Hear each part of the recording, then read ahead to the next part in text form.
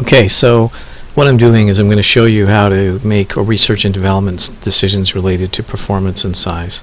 What you do is you go into the capstone area and then you click on decisions, and then up will come this, when you click on decisions, up will come this launch the web spreadsheet.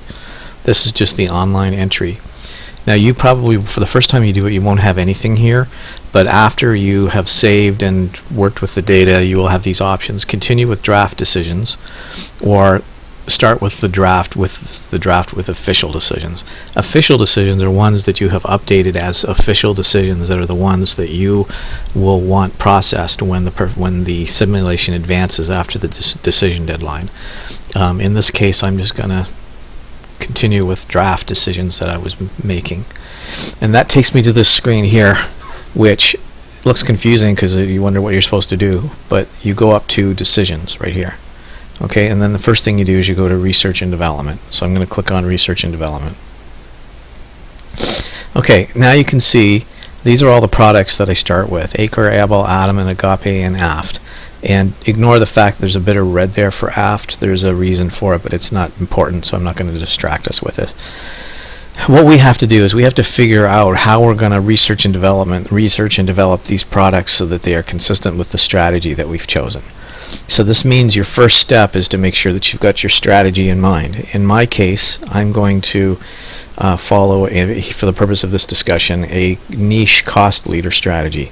And the niche cost leader strategy is one that says we concentrate on the traditional or low-end segments of the market. The company will gain a competitive advantages by keeping R&D production material costs to a minimum, enabling the company to compete on price, which will be below average.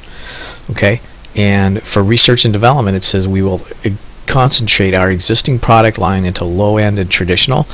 The traditional product will migrate to the low-end segment, and the high-end product to the traditional segment.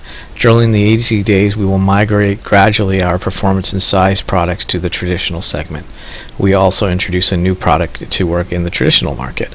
So this tells us everything that we should be doing is we should be trying to get all of our products into the low tech segment and introducing a new product eventually as well. So that's how your strategy guides you. I've said it's niche cost leader. As soon as I do that, now all of a sudden I have some structure for how to actually make these decisions.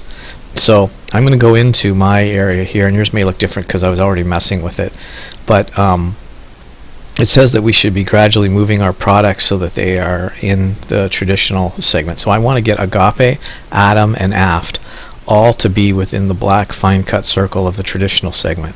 I'm not going to do anything to Abel, and I'm not going to do anything to Acre because they are going to be they're already in the circle. Okay, so what I'm going to do here is I'm going to try to get Aft to be inside the low tech circle. I mean the traditional circle. And I did some playing around before, and you can play around with it here. But for Aft, I found if I could get my R&D down to 8 and this at 15.0, click off it somewhere and then click on recalculate. Do you see how that has moved Aft so that it's just inside the traditional circle? That's me using my strategy. Now we look at Atom. Atom is here in what this would be the high-end segment. I need it to be in this circle here for traditional. So what I'm going to do is I'm going to just play around with it until I get Atom at 7.5 for performance and 13 for size. And now I'm going to recalculate. You see how it put Atom just inside the traditional circle? So that means it'll make some sales there. Okay? Now the last one is Agape. Agape is at 8 and 15. I want to try to R&D it so I can get it to 7.5 and 13. And the way places I'm getting these numbers from is just by looking on the fine cut circle for the traditional segment and reading what the closest point on that black circle for the traditional segment is, and then just plugging in the numbers here and recalculating. So you can see here that this has moved atom just inside the circle as well. You see it's how it's at a little bit less than 8 for performance and between 12 and 14 for size. So that's where I got 7.5 and 13 for these values. Alright, so so that's how we go about doing our changes to these products. Now that's for R&D, and that's to get them positioned properly. Now let me just grab here, recalculate. I thought I had also moved Agape. Agape has to be at 7.5 and 13. Recalculate. Okay.